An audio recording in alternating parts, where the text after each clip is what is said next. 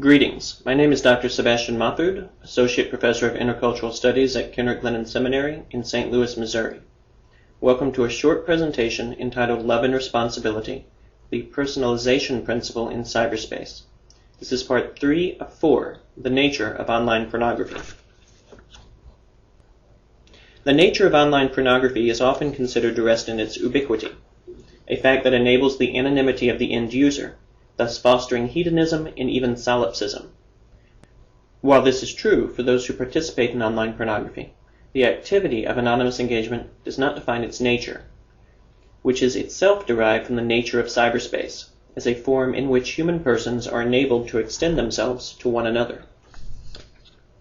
The nature of online pornography, rather, lies in its interactivity, or the ability of users to become the pornography they want to see in the world.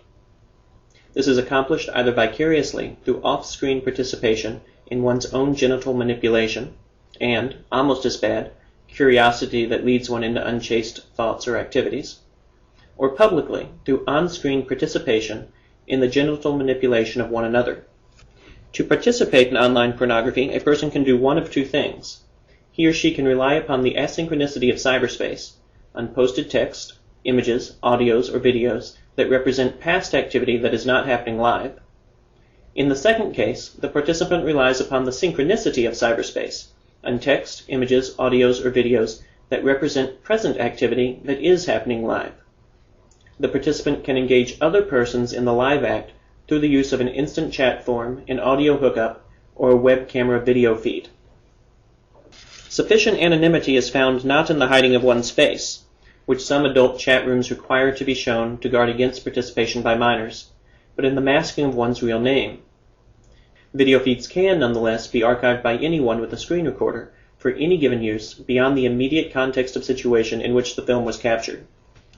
At the end of online pornography, also known as cybersex when it is used for genital manipulation intended to lead to orgasm, is not morally illicit lies in the fact that it does not fulfill the criteria of the good as expressed in any of the three fonts.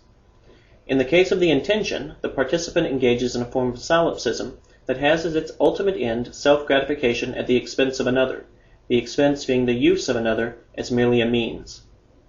In the case of the object, the persons involved in either end of the communicative channel are not interested in the personhood of the other, but in the other's manipulation of his or her own parts, an act that is designed to lead to unchaste thoughts or actions on the part of the viewer. Watia is instructive as he writes, "A person of the opposite sex, or of the same sex for that matter, cannot be for another person only the means to an end, in this case, sexual pleasure or delight.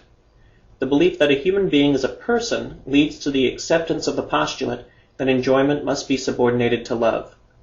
Use, not only in the first broader and more objective meaning, but also in its second narrower and more subjective meaning, for the experience of pleasure is by its nature subjective, can be raised to the level appropriate to an interpersonal relationship only by love."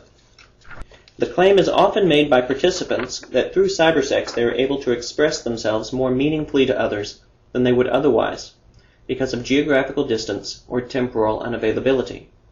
This idea of a meaningful presence, though, cannot be an expression of love unless the Holy Spirit is enabled to participate fully in the act through covenantal embodied sex that does not seek to impede conception.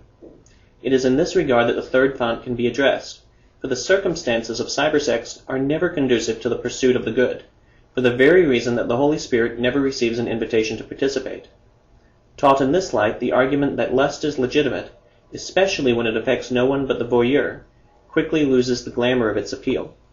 In this presentation, I located 2 cybergothic images posted by GothicKid87 at photobucket.com, a site that's terms of use statement indicates that anything posted there is fair use for educators who want to reuse them in presentations like this one.